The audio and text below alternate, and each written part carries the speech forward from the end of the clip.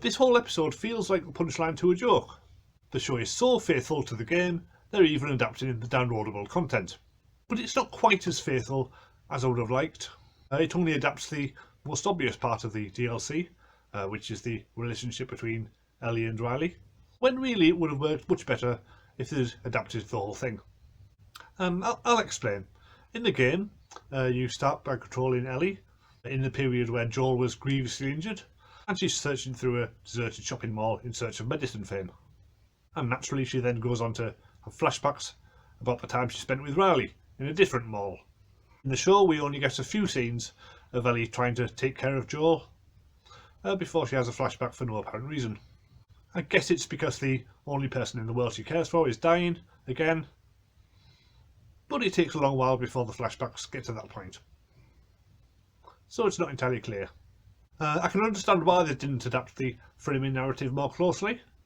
It was a lot of fun to play, as Ellie sneaks around this huge deserted mall, trying to avoid packs of infected, as well as human hunters.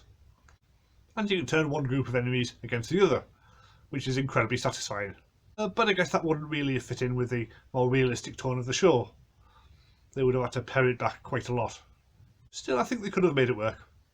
Anyway, what we're left with is basically two teenage girls hanging around a mall for an hour.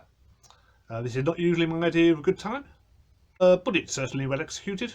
Bella Ramsey and Storm Reid make for a convincing pair of long-term friends, and you can certainly believe they've had that kind of intense friendship that some teenage girls have. I'm not entirely sure if it works as a convincing portrayal of two young girls who've grown up since the apocalypse. There are a lot of things in the mall that you wouldn't expect them to know what they are, like the photo booth or the arcade machines. Maybe they've seen pictures or watched documentaries or something, it's unclear. The abandoned mall is certainly a very creepy and atmospheric setting. Obviously it would have originally been an homage to Dawn of the Dead. And you do get a low level of foreboding throughout, both in the glimpses that you get of the infected who eventually comes for them, and in the basic TV knowledge that this is a flashback featuring a character who doesn't appear in the main narrative, so they're probably going to die.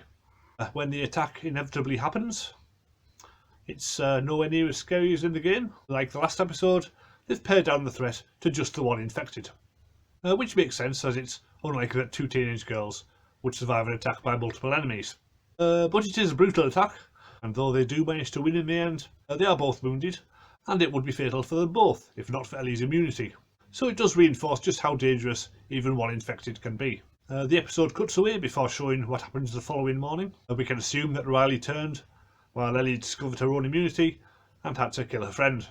It would have been a much more dramatic ending, but also quite a bit more depressing. And perhaps a bit too similar with what happened a few weeks ago with Sam and Henry. So you can definitely see why they made that choice, but I'm not entirely on board with it. Only 2 episodes left now. As ever, you can check out the description for a link to the playlist of all my Last of Us reviews. And I'll see you next week. Goodbye.